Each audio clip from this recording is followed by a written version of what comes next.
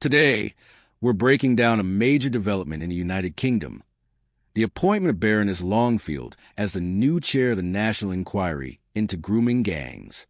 After months of chaos, delays, and public frustration, the government has finally confirmed who will lead one of the most sensitive and far-reaching investigations in recent years. Understanding what this means, why it matters, and how we got here is essential, especially for communities and survivors who have been waiting a very long time for answers. The announcement was made by Home Secretary Shabana, Mahmood, in the House of Commons.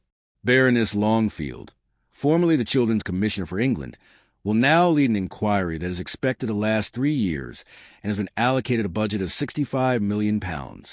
Crucially, this inquiry has full statutory powers under the Inquiries Act. That means it can compel witnesses, demand documents, and require cooperation from institutions that have previously been accused of failing victims. So, what exactly will this inquiry look at? The central mission is to uncover and explain institutional failings that allowed grooming gang abuse to continue for years across multiple towns and cities in England and Wales. This goes well beyond individual cases. The inquiry will examine how police forces, social services councils, and other agencies responded, or in many cases failed to respond, to repeated signs of exploitation. It will investigate whether mistakes, negligence, or even deliberate downplaying of reports allowed abusers to operate with impunity. A significant and controversial aspect of the inquiry's remit is the commitment to analyze the background of offenders, including ethnicity and religion, and to assess whether these factors influence both the crimes themselves and the way authorities handle the cases. This has long been a point of public tension. In certain areas, men of Asian heritage, especially Pakistani heritage, have been disproportionately represented among suspects in grooming gang cases.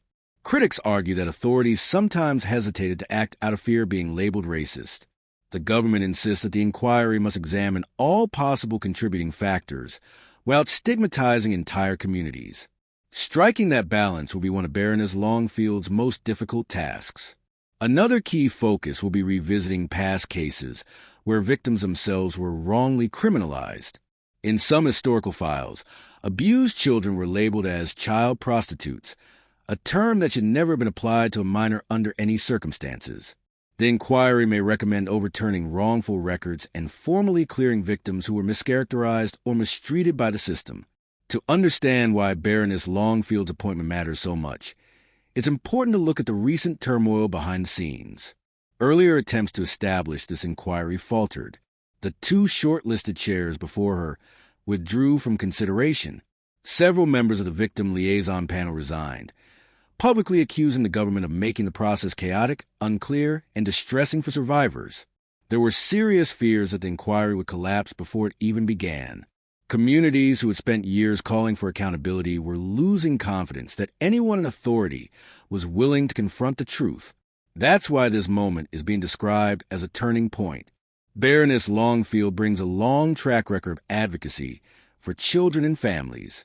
As Children's Commissioner from 2015 to 2021, she repeatedly pushed for stronger protections for vulnerable young people.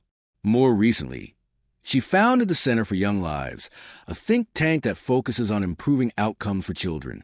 Upon taking the role, she agreed to step back from her position as a Labour peer by resigning the party whip, a move intended to assure the public of her independence. But even with an experienced chair, the inquiry faces enormous challenges. Survivors have waited many years. Trust has been damaged by previous failures, and the subject matter remains emotionally charged and politically sensitive. To succeed, the inquiry will need to be transparent, survivor-centered, and absolutely committed to following the evidence wherever it leads. That means scrutinizing institutions, understanding cultural and structural factors, and producing recommendations that genuinely change how child protection is handled across the country. For many families, the hope is that this inquiry will not just repeat what's already known, but will finally deliver accountability. That means identifying where systems broke down, naming the institutional failures, and ensuring that similar mistakes are never repeated. It also means acknowledging the experiences of victims who spent years being dismissed, ignored, or blamed for their own exploitation. Baroness Longfield's leadership marks the first time in months that the inquiry has moved forward instead of backward. Whether she can rebuild trust and deliver a process that is fair, rigorous, and truly independent will determine the credibility of the final report. What is clear is that this inquiry has the potential to reshape national understanding of grooming gangs, institutional failings, and child safety in the United Kingdom. As the inquiry begins its work, many eyes will be on Baroness Longfield, the survivors who have pushed for this investigation, and the institutions that will now be called to answer.